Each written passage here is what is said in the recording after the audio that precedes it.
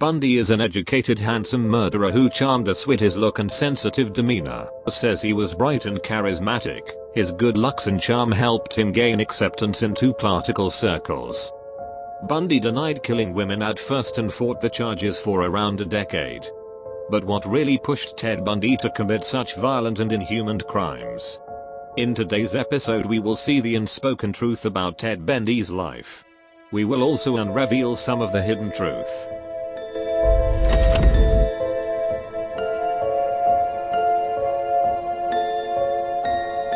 Robert Cal Bundy was born in 1946 to a New York mother. Soon after his birth he was raised by his grandparents, which he thought they were his real parents, and his real mother was his sister. Bundy graduated from high school in 1965. He then enrolled for the University of Washington, where he met the love of his life, Stephanie Brooks. After years of dating, she abandoned him. Heartbroken, Bundy's already fractured mind began to unravel. Bundy worked a couple of jobs, washing dishes, city counseling with Fletcher, and by now the dark thoughts in his mind were out of control, and he was getting desires to kill and rape women.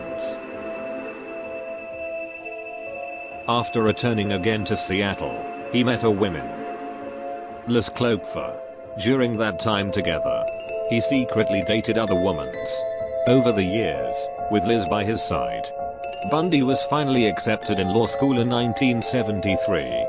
And by this time, his criminal thoughts became stronger, and it was only a matter of time before he committed his first recorded crime. By the end of 1973, Bundy's mind was focused and set, meaning no women in his range were safe. In January 1974, Bundy's ended in an apartment of an 18-year-old student, Karen Sparks, and he bludgeoned the sleeping woman with a metal rod from under her bed. After horrific sexual assault causing injuries. Remarkably, she survived but with permanent injuries, which wasn't Bundy's intention. And he was make sure the next time will be more efficient. In the 13th of January 1974, 21-year-old student, Linda Healy, returned home with friends at a university district. She phoned her boyfriend and went to her bed in the basement. Unfortunately, some of her friend left the main door open, something that Ted Bundy didn't miss. Later that night nobody was alerted of anything suspicious, till Linda's alarm went off the next morning. Her roommates went to her room and found out that her bed was perfectly made, with no trace of her. Blood strings were found after pulling the covers of her bed. It was becoming apparent that someone entered the house, attacked Linda, taking advantage of her unconscious, before carrying her to an unknown location. The next victim was Donia Gail Manson, a 19-year-old student. She had intention to go to a jazz concert in campus. Sadly, she never made it. She was scratched by Bundy. By now the police started to get notice. Bundy seems to take victims of similar appearances, referring to his first love, Stephanie. Now that the beast inside Bundy was unleashed, people started to see changes in his personality. And by the growing of media's attention, the missing women were receiving in Washington states. The police finally had a description of the suspect and start to find victims. The man who was in charge to unsolve these unhuman crimes was Detective Robert Keppel. And by the time Bundy's girlfriend read an article about the young missing women and contacted the police and related suspicious about the man she loved, but at that time no credible evidence linked him to the crimes. 1975 wasn't going to be good for Bundy, as suspicious was growing. While Bundy was busy killing innocent women, the police were analyzing the leads and found out a matching name, Ted Bundy. In the 16th of August 1975, Ted Bundy was in his car smoking weed.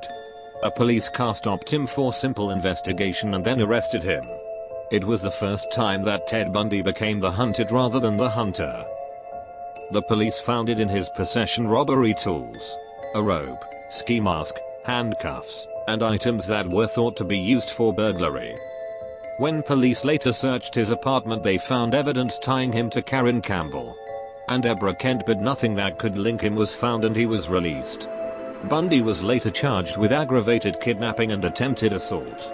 His parents paid his $15,000 bail, and he went on to stand trial on the 23rd of February, 1976, and was sentenced to 1 to 15 years in Utah State Prison.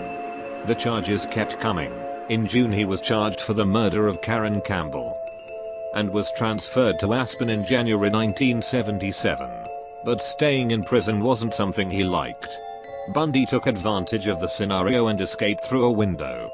He hid through the forest and broke into cabins to survive. After 6 days on the run, he was caught after stealing a car and driving. 6 months later he plotted his escape again. And this time he escaped from a hole in a ceiling. He murdered 21-year-old Margaret Bowman and brutally beat Lisa Levy, biting and sexually assaulting her with a hairspray bottle. He then attacked Kathy and Karen, breaking their jaws and beating them unconscious. Ted's last known victim was a 12-year-old Kimberly Leach, who disappeared on her way to class, and her remains were found 35 miles from her last known location 7 weeks later. Ted was arrested by a police officer on the 15th of February for driving a stolen car. Bundy stood in the trial for the assault and murders in June 1979. His public defender and a member from his defense team, in exchange of 75 years of prison, agreeing to that Ted would plead guilty for the murders. But Bundy backed out of the deal at the last minute. This move proved to be fatal, as odontologist matched bite marks and found the marks to Lisa Levy an exact match. The jury deliberated less than 7 hours before finding him guilty, and to counts of burglary on the 24th of June, 1979. Ted Bundy was sentenced to death. Thank you. I say that to you sincerely. Take care of yourself. It's a tragedy for this court to see. It's such a total waste, I think, of humanity that I've experienced in this court. You're a bright young man. You made a good lawyer. I'd love to have you practice in front of me, but you went another way, partner.